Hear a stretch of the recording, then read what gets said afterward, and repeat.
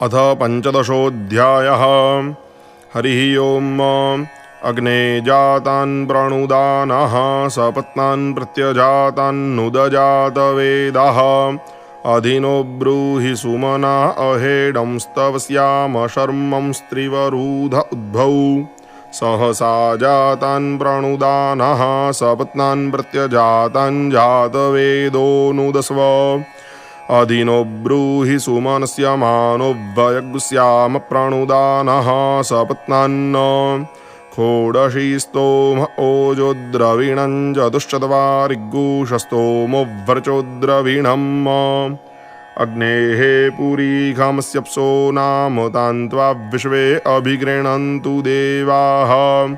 स्तोम पृष्ठा घृतवती हसीद प्रजावदस्मे द्रविणाय जस्व। एवश्छन्दो वरिवश्छन्दः शम्भुश्छन्दः परिभूश्छन्द अच्छच्छन्दो मनश्छन्दो व्यजश्छन्दः सिन्धुश्छन्दः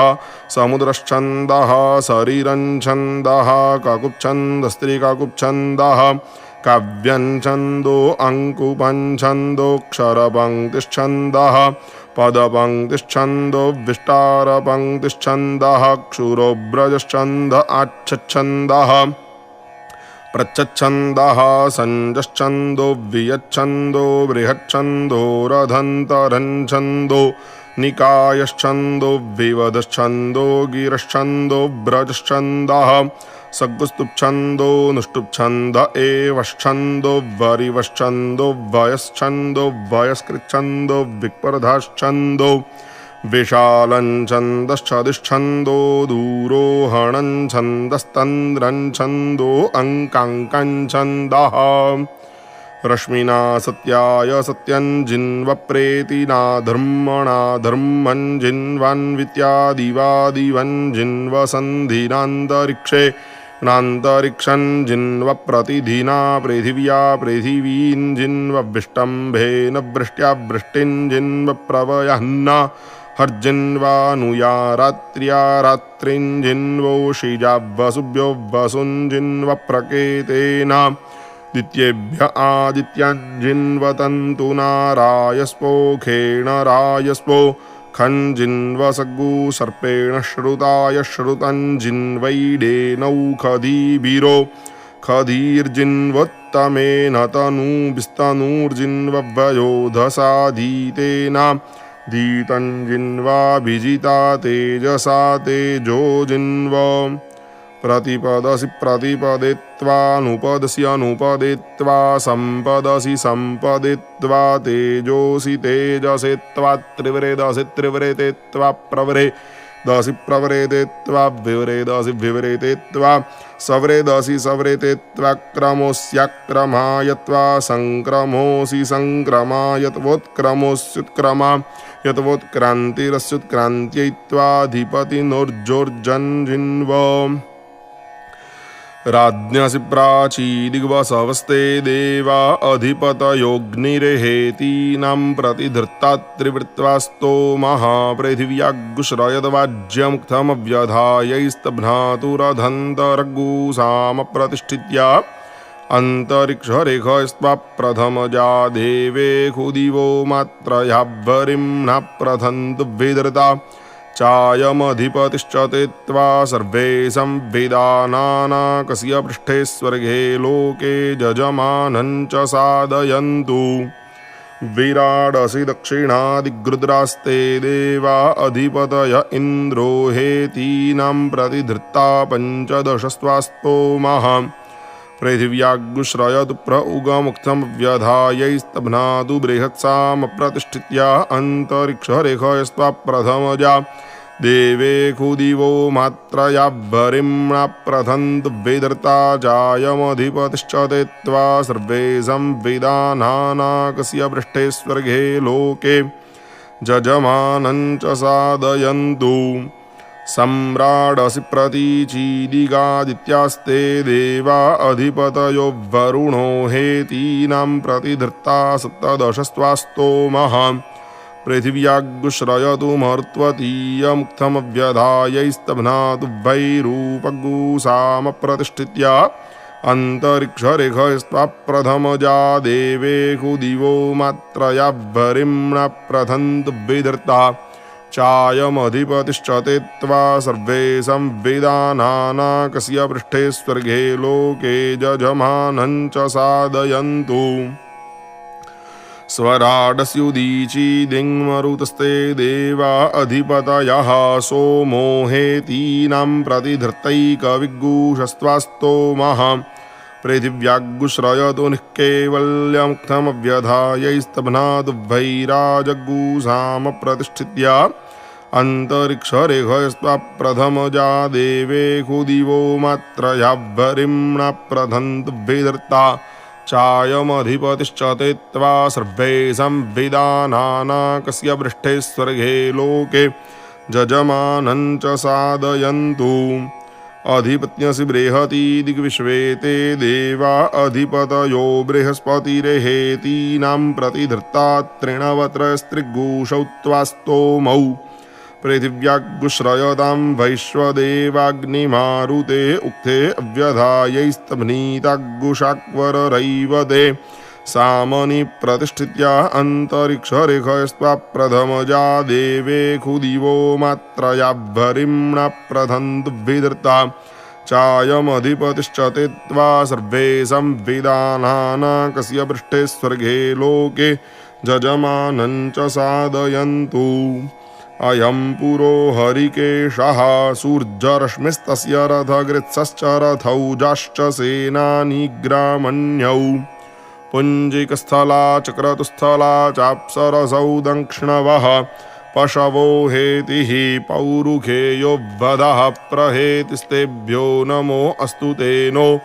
वन्तु ते नो मृडयन्तु ते जन्द्विख्मोजश्च नोद्वेष्टितमेकाञ्जम्भेदध्मः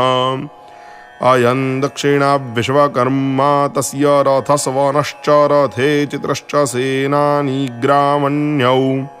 मेनका च सहजन्या चाप्सरसौ जातु धाना हेति रक्षाग्गुसिप्रहेतिस्तेभ्यो नमो अस्तु ते नो वन्तु ते नो मृडयन्तु ते जन्द्विख्मोजश्च नोद्वेष्टितमेकाञ्जम्भेदध्मः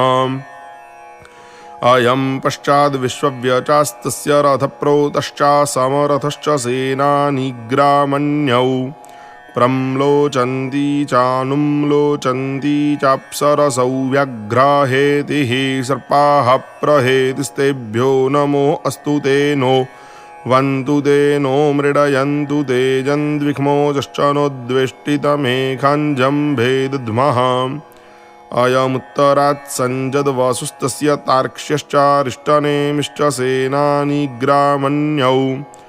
विश्वाची च घृताची चाप्सरसा वापो हेतिर्वातः प्रहेतिस्तेभ्यो नमो अस्तु ते नो वन्तु ते नो मृडयन्तु ते जन्द्विख्मोजश्च नोद्वेष्टितमेकाञ्जम्भेदध्मः अयमुपर्जर्वाग्वसुस्तस्य सेनाजिच्च सुखेणश्च सेनानिग्रामण्यौ उर्वशी च पूर्वचित्तिश्चाप्सरसावस्फूर्जन्हेतिर्विद्युत्रहेतिस्तेभ्यो नमो अस्तु ते नो वन्तु ते नो मृडयन्तु ते जन्द्विख्मोजश्च नोद्वेष्टितमेकाञ्जम्भेदध्मः अग्निर्मूर्धादिवः काकुत्पतिः पृथिव्या अयम् अपाग्गुरेताग्गुसि जिन्वति अयमग्निः सहस्रिणो भाजस्य शतिनस्पतिः मूर्धा कवीरयीणाम्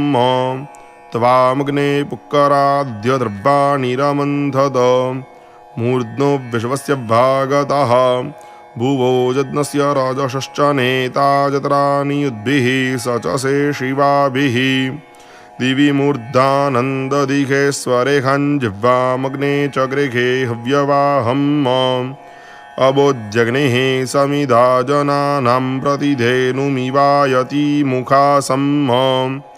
जव्वा इव प्रवयामुज्जिहानाः प्रभानवः सिस्रतेनाकमुच्छ अवोचाम कवये मेध्यायव्वचो वन्दारुबृखभाय वृष्णे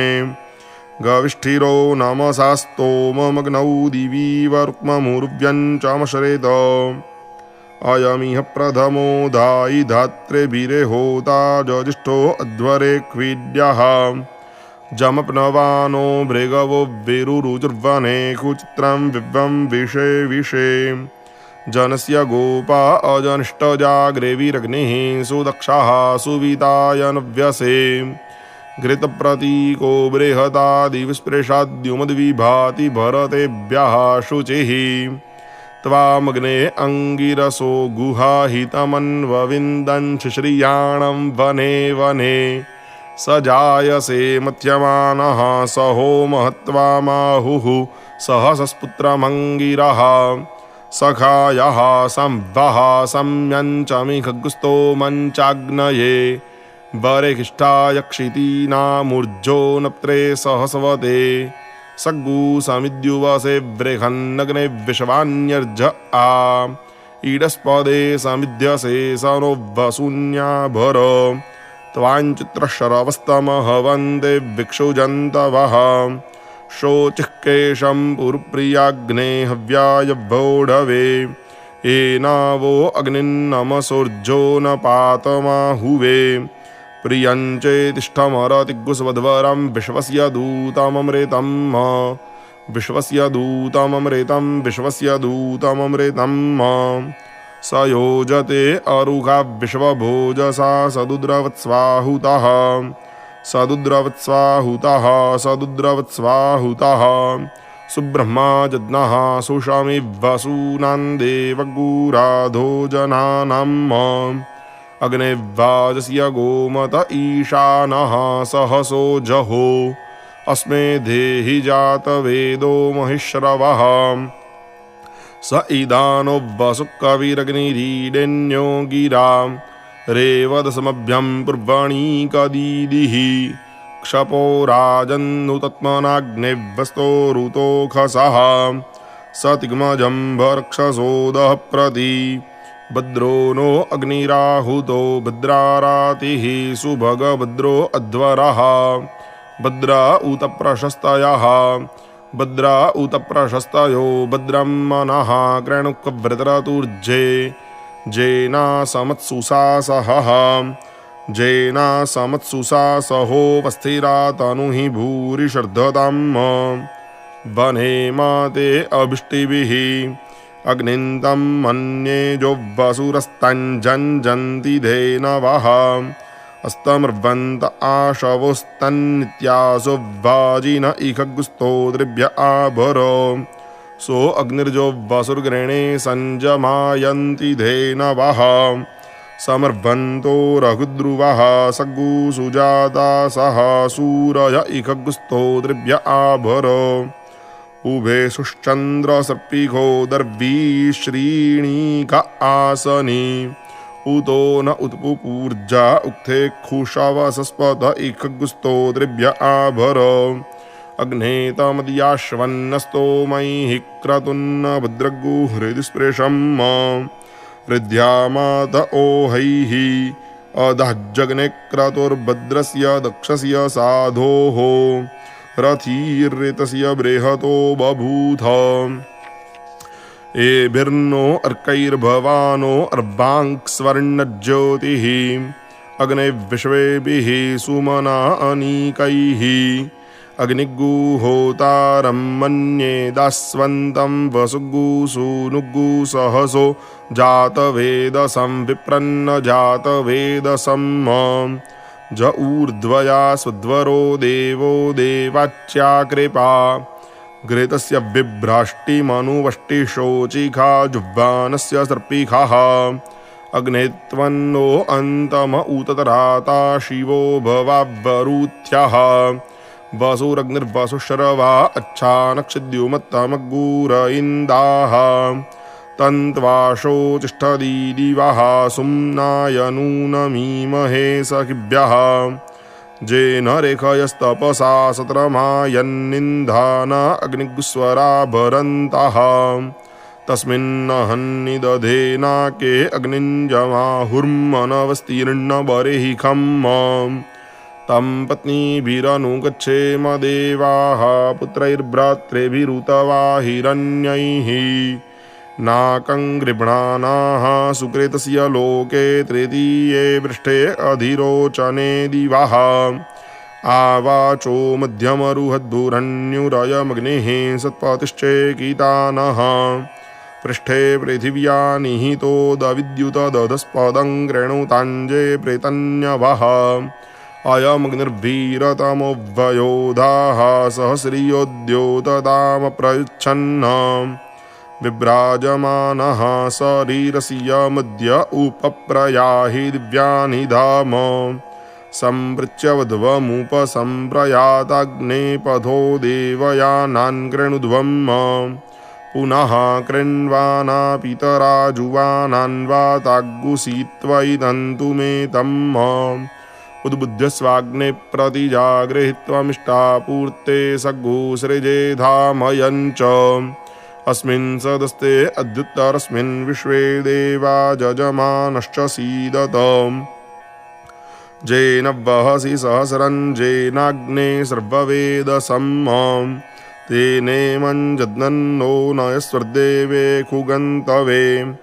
आयन्ते जो नृत्वियोजतो जातो अरोचधाः तञ्जानन्नग्न आरोहाधानुव्रधयारयिम् तपश्च तपस्यश्च शैशिरावृतु अग्नेरन्तःश्लेखोऽसि कल्पेतान्द्या वा पृथिवी कल्पन्तामाप ओखदयः कल्पन्तामग्नयः पृथङ्मज्यैष्ठ्याय सभ्रताः जे अग्नयः समनसोऽन्तराद्या वा पृथिवी इमे शैशिरावृतु अभिकल्पमाना इन्द्रमिव देवा अभिसंविशन्तु दया देवतयांगिरस्वध्रुवे सीदतम् परमेष्ठित्वा सादयतु दिवस्पृष्ठे ज्योतिर्मतिम् विश्वस्मै प्राणायापानाय व्यानाय विश्वं ज्योतिर्जच्छ सूर्यस्ते धीपतिस्तया देवतयांगिरस्वध्रुवासीद लोकं प्रेणच्छिद्रं प्रेणाधोऽसीदध्रुवत्वम् इन्द्राग्नीत्वा बृहस्पतिरस्मिन्यो नावसीखदन्न ता अस्य सुददो हसहासो मग्गुश्रीणन्ति पृष्णयः जन्मन् देवानां विषस्त्रिख्वारोचने दिवः इन्द्रं विश्वा अविवृधन् समुद्रव्यचसङ्गिरः रथितमग्गुरथीनां वाजानग्गुसत्पदिं पदिम् प्रोधदश्वो नयवसे विख्यन्यदामहः संवरणाद्व्यस्ताद आदस्य भातो अनुवातिशोचिरदस्मदे व्रजनं कृष्णमस्ति आयोष्ट्वा सदने सादयाम्यवतश्छायायाग्गुसमुद्रस्य हृदये रश्मीवतीं भास्वतीमायाद्यम्भस्या पृथिवीमुर्ध्वन्तरिक्षम् परमेष्ठित्वा सादयतु दिवस्पृष्ठे व्यजस्वतीं प्रथस्वतीं दिवं गच्छ दिवं दृग्गुह दिवं हिग्गुसीः विश्वस्मै प्राणायापानाय व्यानायोदानाय प्रतिष्ठायै चरित्राय सूर्यस्त्वाभिपातु मज्जा स्वस्त्याच्छर्दिखाशन्तमेन तया देवतयांगिरस्वध्रुवे सीदतम् सहस्रस्य प्रमासि सहस्रस्य प्रतिमासि सहस्रस्योन्मासि साहस्रोऽसि सहस्रायत्वा हरिः ॐ नमस्ते।